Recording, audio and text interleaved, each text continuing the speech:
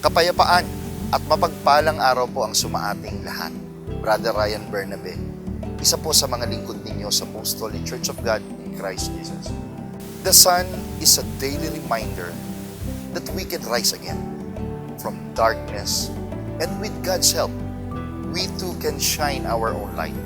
Have a blessed day, everyone.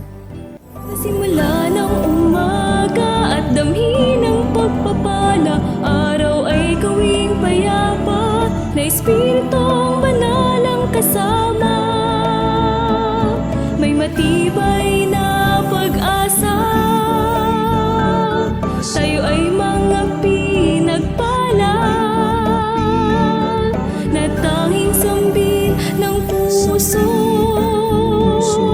Ama, salamat po.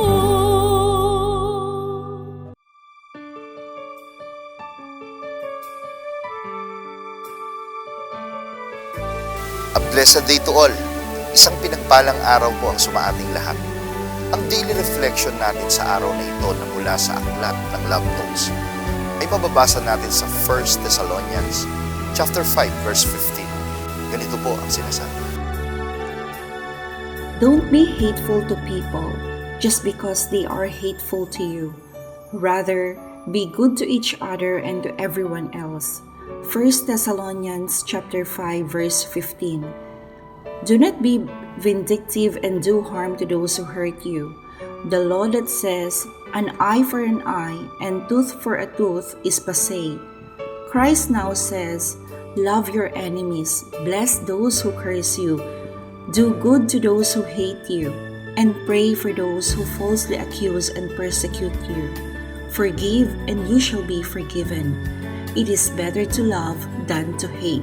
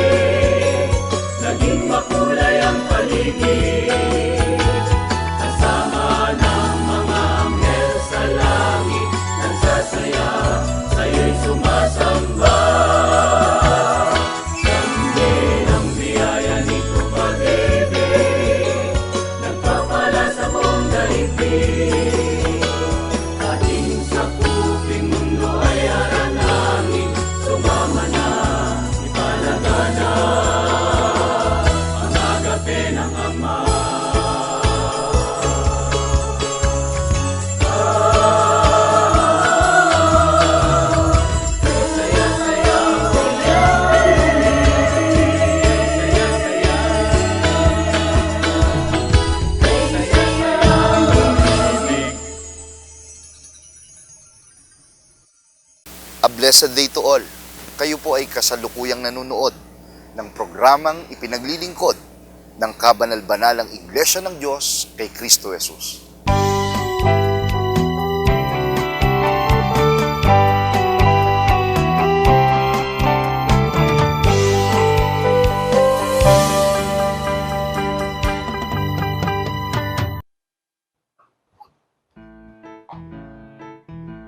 Kapayapaan pong muli ang sumaating lahat.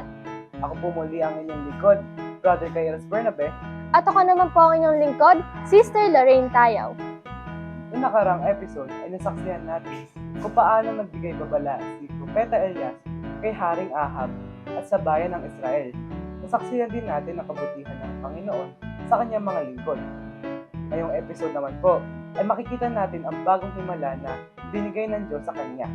Ang pagtulong ng balo kay Propeta Elias ay isang magandang halimbawa ng pananampalataya sa Diyos. Kaya abangan natin ang iba pang mga mensahe at ang paglago ng kwentong ito. Dito lamang sa Youth Worshiping God, Heroes of Faith Edition.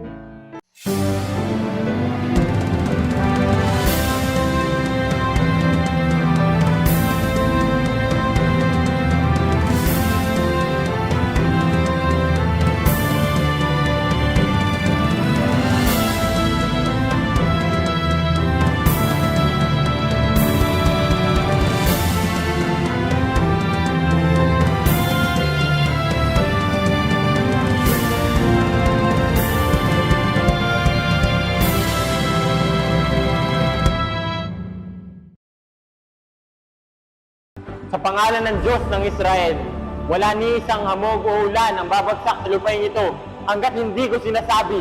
Sino maglalakas loob na magtakda ng sumpa? Ikaw ba si Elias, ang sinasabing propeta na magdadala ng sumpa sa ating lupain? Oo, ako si Elias, ang propeta ng Diyos ng Israel. Ako ay kanyang pinadala upang ipakita ang kanyang kapangyarihan, upang maituwid ang landas ng bansang ito. Maaari ba akong makahingi ng konting tubig at pagkain? Ako ay nagugutom at nauuhaw na. Paumanhin, ako ay may kaunting harina na lamang sa aking garapon at kaunting langis sa aking banga. Ako ay kumakalap ng kahoy upang gawing huling pagkain ng aking anak. Umuwi ka at gumawa ka ng isang maliit na tinapay para sa akin. At pagkatapos, gumawa ka na rin para sa iyong sarili at sa iyong anak. Dahil ang Diyos na ng Israel ang nagsabi, ang harina sa garapon ay hindi mauubos. Ang langis sa banga ay hindi matutuyo hanggang sa dumating ang araw na magpaulan siyang muli dito sa lupa. Matapos ang pagtulong ng babaeng balo kay Elias, ay nasaksihan nila ang paghihimala ng Diyos at sa kung paanong tunay na pinagpapala niya ang mga lingkod na nagtitiwala at tapat sa kanya. Patuloy na pinagpapala si Elias, maging ang balo at ang kanyang mga anak sa pamamagitan ng pagkakaloob ng Panginoon ng pagkain at maiinom nila sa araw-araw. Ngunit sa hindi naaasahang pagkakataon ay nasubok ang kanilang pananampalataya. Nagkaroon ng malubhang sakit ang anak ng babaeng balo at sa katagalan ay binawian ito ng buhay.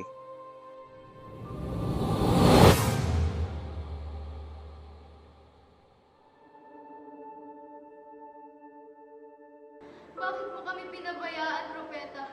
Ako ba ay may nagawang kasalanan? Bakit ang aking anak ang pinili ng kapahamakan? Pakiusap, pagkaanin mo ang iyong kalooban. Hayaan mong tignan ko ang iyong anak. Mananalangin ako sa Diyos ng Israel. Magtiwala ka na hindi niya pababayaan ang mga lingkod na nagtitiwala sa Kanya. Nakikiusap ako sa iyo, Propeta. Tulungan mo ako at ang aking anak. Alam kong ikaw ay lingkod ng Diyos at ang mga sinasabi ng Diyos ay totoo.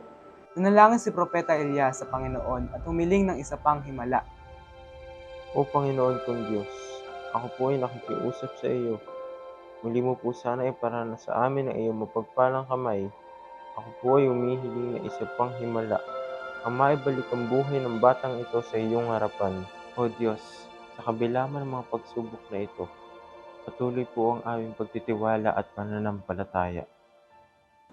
Hindi naman nabigo si Elias, sapagkat ang buhay ng bata ay muling nanumbalik. Ang himalang ito ay nagbigay ng pag-asa at kaginhawahan sa kalooban ng balo.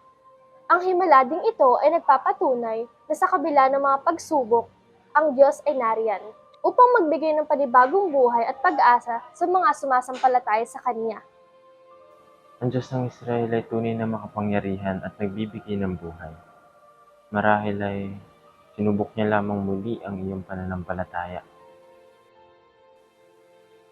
Tandaan mo ang araw na ito. Pagpatuloy mo lamang ang iyong pananampalataya at tiwala sa Kanya. Anumang pagsubok o suliranin ang iyong kaharapin, tumawag ka lang sa Kanya at hindi ka niya pababayaan. Dalhin mo ito at panghawakan hanggang sa dulo ng iyong buhay. Salamat o Diyos, salamat po. Ako ay nangangako na habang buhay ang aking paniniwala at pananampalataya sa iyo. Ito ay ituturo ko sa aking anak hanggang sa anak ng aking anak. Ang makapangyarihan at tunay na Diyos. Ang pangyayaring ito ay nagpapatunay sa kapangyarihan at kabutihan ng Diyos. At ito rin ay nagbibigay ng panibagong lakas ng loob kay Elias upang ipagpatuloy pa ang kaniyang misyon. Ang karanasan sa Zarephath ay isa sa mga pangunahing hakbang sa pagbuo ng bagong pananampalataya sa Diyos ng Israel. Grabe brother, talagang nakakatindig balahibo yun. Oo nga eh. Talagang nakakamangha at nakapagbigay pag-asa ang mga himalang nangyari sa Zarephath. Opo sister, talagang nakakamangha mga nangyari. Isipin mo, patuloy na pinagpapatnubayan ng Panginoon sina Propeta Elias, ang babaeng balot, tsaka yung kanyang mga anak. Isipin mo yung anak niya halos nasa sitwasyon na parang walang pag-asa pero nabuhay pa rin. Grabe talaga, napakamapangyarihan ng Panginoon. Correct ka dyan, brother. Talagang importante sa buhay natin bilang mga Kristiyano ang pagtitiwala sa Panginoon. Lalo na sa ating mga problema, magpapamilya man yan, pag-aaral o kalusugan man natin yan. Talagang manalangin lang tayo at siyang ibibigay ng Panginoon ng pagpapala at mga solusyon sa ating mga pagsubok na kinakaharap. Tama. Kaya natandaan po natin ang mensahe na prayer is powerful. Alam naman natin na ang pananalangin ay isang paraan ng pakikipag-usap sa Panginoon. At dito natin masasabi sa Kanya ang ating mga tagubilin, nagpapasalamat at ang ating mga hangarin. Pero dapat aware din tayo na ang pananalangin ay hindi lamang sa oras sa pangangailangan, kundi isang paraan para palalim natin ang relasyon natin sa Panginoon. Hanggang dito na lamang po ang episode natin today. Sama-sama po nating saksihan sa mga susunod pang episodes kung ano pa ang mga mabubuting gawa at pagpapala ng Diyos sa makabuluhang kwento ni Propeta Elias. Dito lamang sa Youth Worshiping God, Heroes of Faith Edition.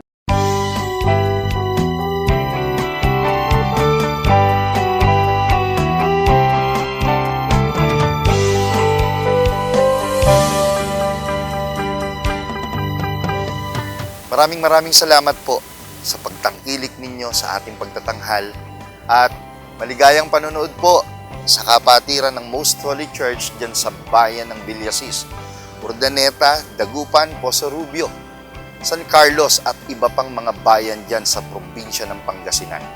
At syempre po sa ating pong tagapangasiwa dyan, ang kapatid na Ramil Bautista.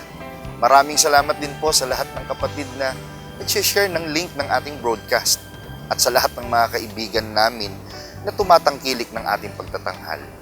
Sana muli niyo po kaming samahan sa susunod pang mga araw ng pagtatanghal. Sa bahaging ito, ni-invite ko po ang lahat. Samahan niyo akong manalangin, ating pong pasalamatan ng Panginoon at ipagtagubilin ng panibagong araw na ito na ating lalakaran. Manalangin po tayo. Panginoon naming Diyos na makapangyarihan sa lahat, nagpapasalamat kami sa araw-araw na kahayagan ng iyong mabuting kalooban sa lahat ng iyong mga nilikha. Kasama po rito ang mga pagkakataon upang kami po ay makapaglingkod at maibahagi namin sa aming mga kapwa, sa lahat ng aming viewers, ang iyong banal na kalooban. Sana po sa pamamagitan ng kanilang mga narinig at natutunan, tunay na napagpala ang kanilang kalooban at maging guide po nila ito sa maghapon na kanila pong lalakaran. Ma-share din po kung ito ay naging tunay na tulong sa kanila. Ma-share sa kanilang pamilya, sa kanilang mga kamag-anak, sa lahat ng kanilang mga kaibigan upang ang kapurihan ay kapwa po namin maibalik sa iyo. Sumasampalataya po kami, tunay na pagpapala ang araw na ito sa amin pong buhay. at i-guide pa kami sa mga darating pang araw na lalo po naming mapagbuti ang aming paglilingkod. Sa tulong mo, mas marami pang kapwa namin ang maabot at mabless ng programang ito. Hinihiling po namin sa iyo, Panginoon, ang lahat sa pangalan ng Kristo Jesus na aming tagapagligtas. Amen. Maraming salamat po sa inyong pagtangkilik sa palatuntunang ito ng Kabanal-Banalang Iglesia ng Diyos kay Kristo Jesus.